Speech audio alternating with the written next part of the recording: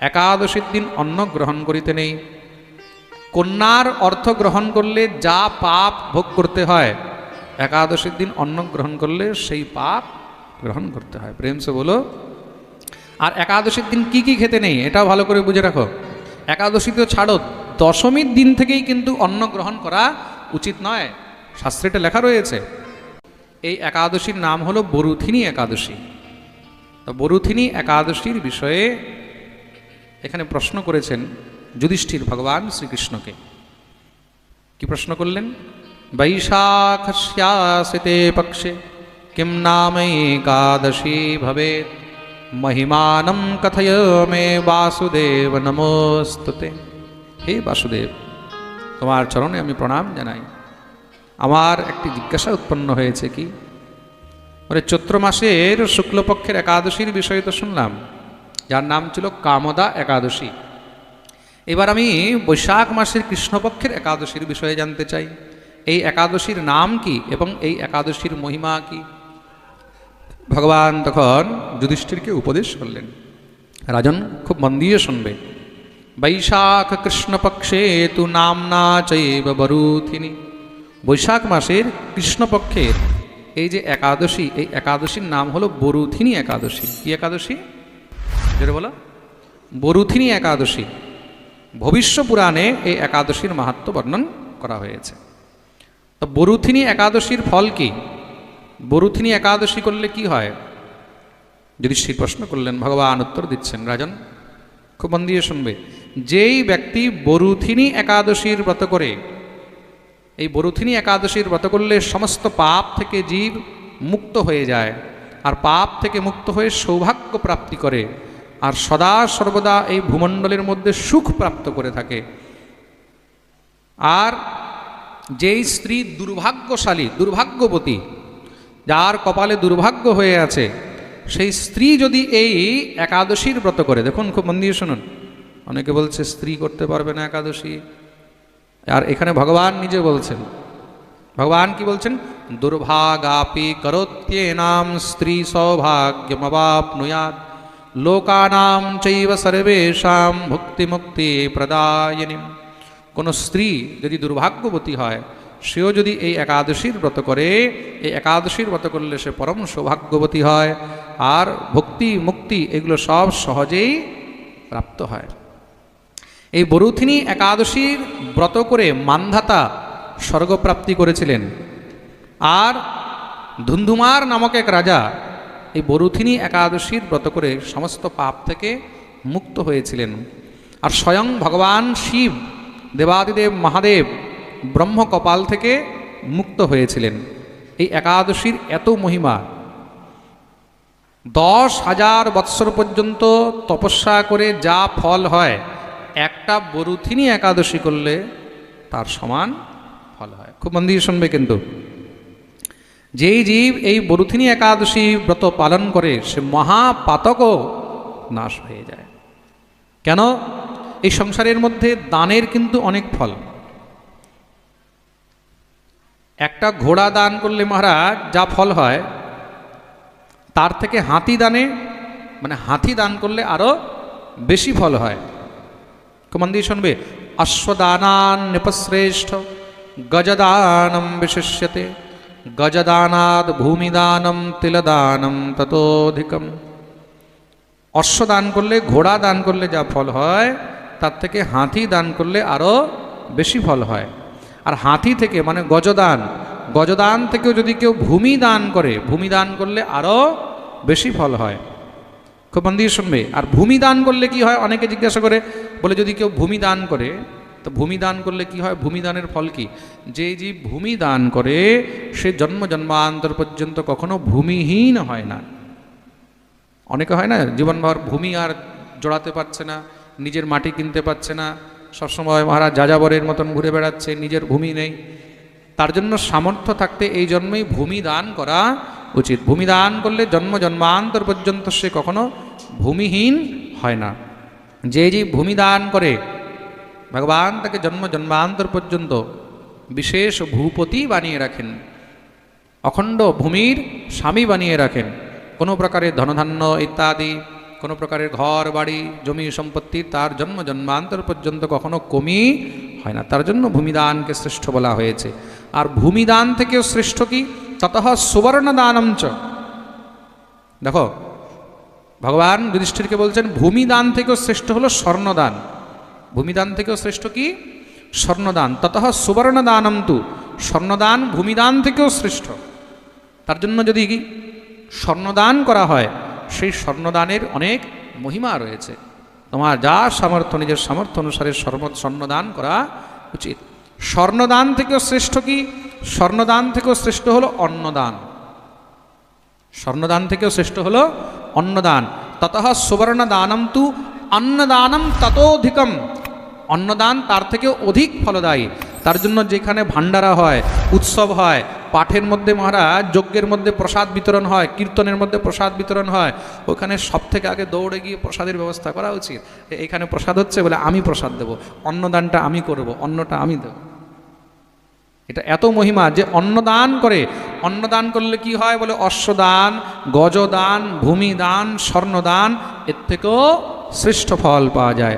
যে জীব অন্নদান করে সে ভূমিদানেরও ফল পায়, স্বর্ণদানেরও ফল পায়, গজদানেরও ফল পায়, অশ্বদানেরও ফল পায়। জন্ম জন্মান্তর পর্যন্ত সুখ সমৃদ্ধি বৈভব নিয়ে সমস্ত মহারাজ এই লোকে পরলোকে দিব্য আনন্দ উপভোগ করে। এটা হলো অন্নদানের ফল। অন্নদানের থেকে বড় দান আর কিছু নেই কিন্তু এই সংসারের মধ্যে। আর অন্নদান করলে কি হয় বলে দেবতাগণ তৃপ্ত হয়, পিতৃপুরুষগণ তৃপ্ত হয়। পিতৃ দেব মনুষ্যানাম তৃপ্তির অন্নেন জায়তে। আর যাকে তুমি অন্নদান করছো, যাকে তুমি অন্ন খাওয়াচ্ছ, সে তো প্রত্যক্ষ তৃপ্ত হচ্ছেই, সে তো প্রত্যক্ষ তৃপ্ত হচ্ছে। কিন্তু তাতে পিতৃগণ দেবতাগণ তারাও অত্যন্ত তৃপ্ত হয়। এটা হলো অন্নদানের মহিমা। আর অন্নদানে যত ফল ততই কিন্তু কন্যাদানের ফল। খুব মন দিয়ে শুনবে, এটাও বলে দিয়েছেন তৎসমহ কবিভি প্রোক্তম কন্যাদানম নৃপোত্তম। অন্নদানে যা ফল তৎসমহ কন্যাদানম, তার সমান কন্যাদানে ফল। তার মানে কন্যাদান স্বর্ণদান থেকেও শ্রেষ্ঠ, কন্যাদান ভূমিদান থেকেও শ্রেষ্ঠ। অন্নদানের সমান ফল হলো কন্যাদানের। আর ধেনুদানম চ তত্তুল্যম ইত্যাহ ভগবান স্বয়ং। ভগবান স্বয়ং বলছেন ধেনুদান, ধেনু মানে গাভী, গোমাতার দান করাও অন্নদানের সমান। তার মানে তিনটি দান হলো সমান। কি কি? অন্নদান, কন্যাদান আর গোদান। তো গোদান, কন্যাদান আর অন্নদান এই তিনটি দান হলো সমান।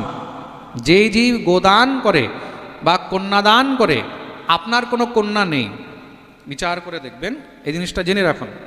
তা কন্যাদান কি করে করবেন বলে আমার তো কোনো কন্যা নেই। তখন কোনো গরিবের মেয়ে যে নিজের মেয়ের বিয়ে দিতে সামর্থ্যবান নয়, মেয়ের বিয়ে দিতে পারছে না, তখন সেই গরিবের মেয়েকে তুমি নিজের কন্যা রূপে বরণ করবে।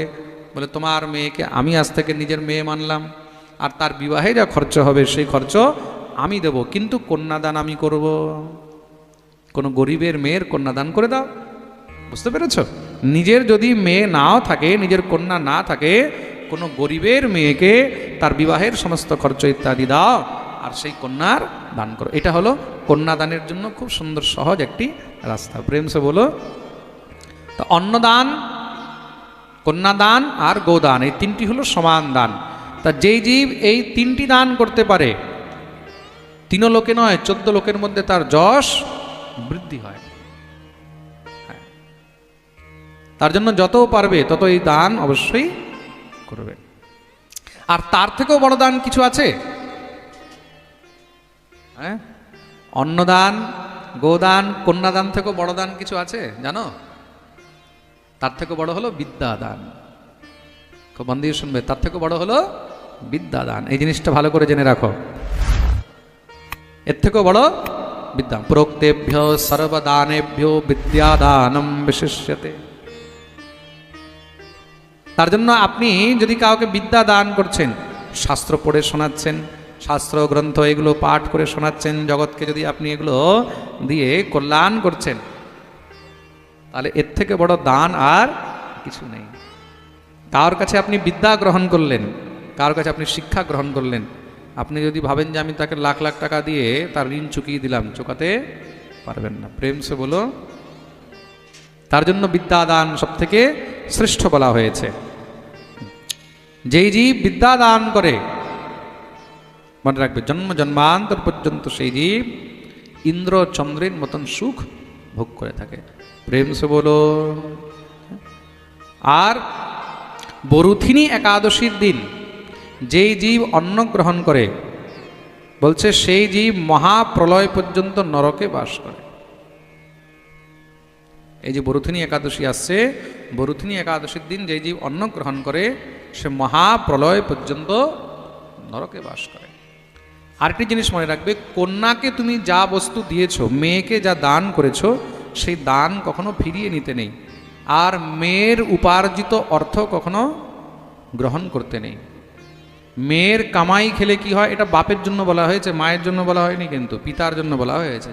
পিতাকে কন্যার উপার্জিত কন্যাম বিত্তেন ইয়ো দদ্যাদ যথাশক্তি স্বলঙ্কৃতাম তৎপুণ্য সংখ্যাম কর্তু নক্ষত্রগুপ্ত ভবত্যলম।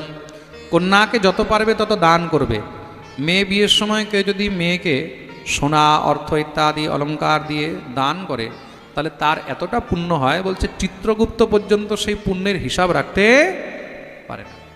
কিন্তু যদি সে কন্যার উপার্জিত অর্থ গ্রহণ করে, কন্যার কামাই খায়, তাহলে কি হয়, বলছে তখন তাকে সর্বথা নরক ভোগ করতে হয়। আর শুধু তাই নয়, বলছে 100 জন্ম পর্যন্ত তাকে বিড়াল হয়ে জন্মগ্রহণ করতে হয়। কি হয়? বিড়াল হয়ে জন্মগ্রহণ করতে হয়, স্পষ্ট রূপে বলে দিয়েছেন। তে নরা নরকম ইয়ান্তি यावৎ ভূত সম্প্লবম তস্মাৎ সর্বপ্রয়ত্নেন ন গ্রাহ্যম কন্যাকাধনম। তার জন্য কন্যার অর্থ কখনো গ্রহণ করিতে নেই। একাদশীর দিন অন্ন গ্রহণ করিতে নেই। কন্যার অর্থ গ্রহণ করলে যা পাপ ভোগ করতে হয়, একাদশীর দিন অন্ন গ্রহণ করলে সেই পাপ গ্রহণ করতে হয়। প্রেম সে বলো। আর একাদশীর দিন কি কি খেতে নেই, এটাও ভালো করে বুঝে রাখো। একাদশী তো ছাড়ো, দশমীর দিন থেকেই কিন্তু অন্ন গ্রহণ করা উচিত নয়, শাস্ত্রে এটা লেখা রয়েছে।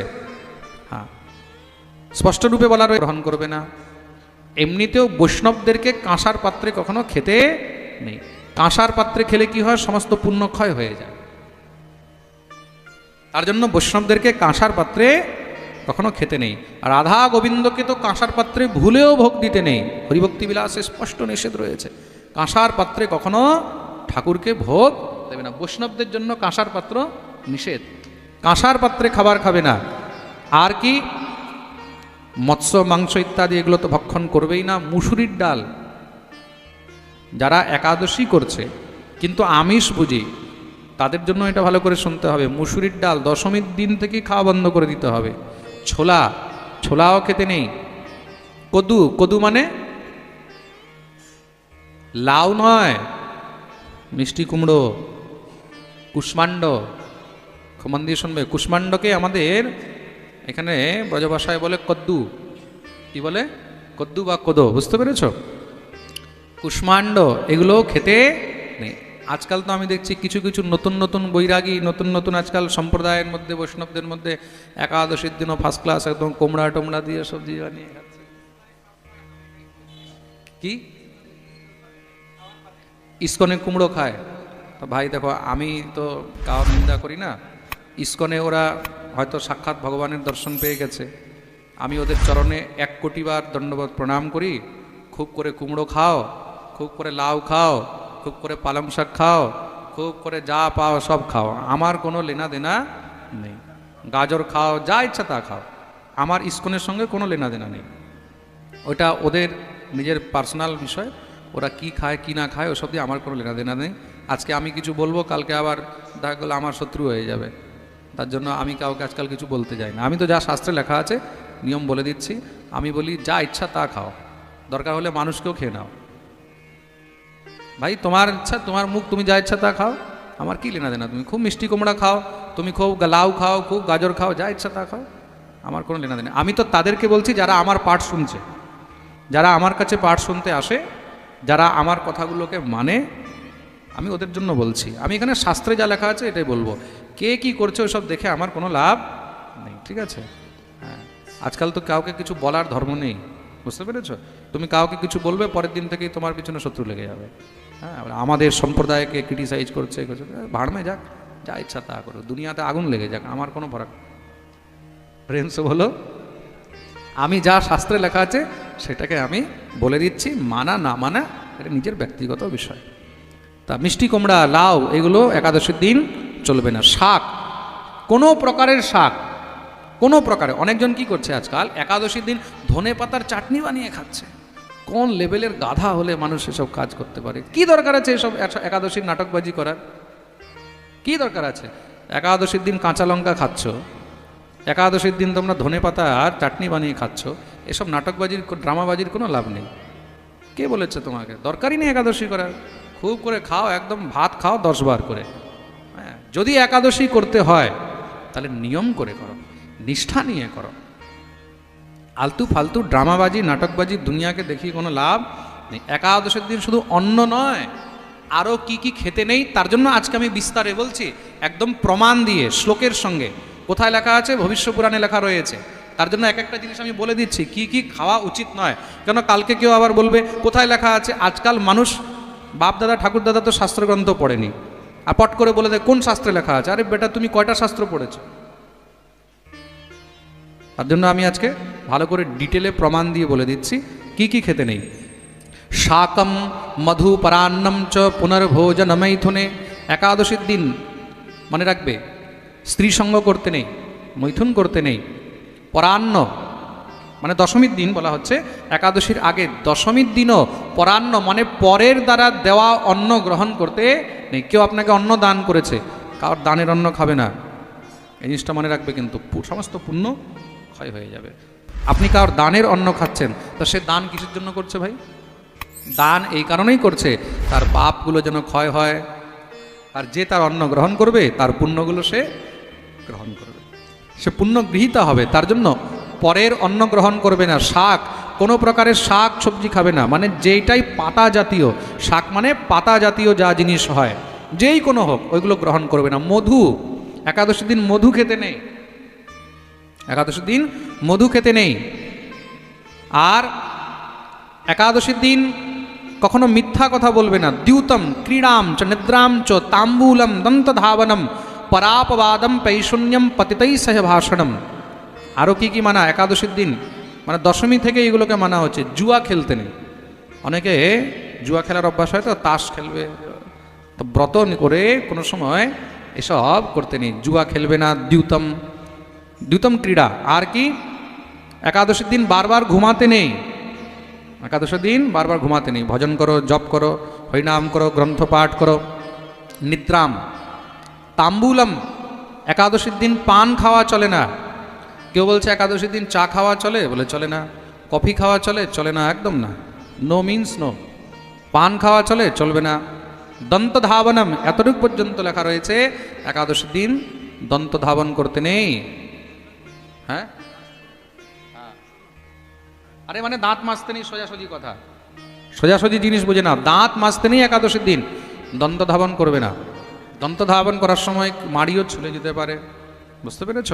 তুমি দাঁত মাজবে, আজকাল যে পেস্ট আসছে, পেস্টের মধ্যে কত প্রকারের কেমিক্যাল থাকে, কত প্রকারের কি থাকে, ওগুলো তো ভিতরে যাবে। তার জন্য একাদশীর দিন দন্ত ধাবন করবে না। খুব মন দিয়ে শুনবে কিন্তু। তাহলে এবার কথা হলো, যদি দাঁত না মাজা হয় তাহলে মুখ শুদ্ধি কি করে হবে? হরিভক্তি বিলাসে তো এটা লেখা রয়েছে, তুমি যদি দন্ত ধাবন না করো, তুমি যদি দাঁত না মাজো, তাহলে ঠাকুর সেবায় যেতে নেই। তাহলে কি হয়? শরীর অপবিত্র থাকে।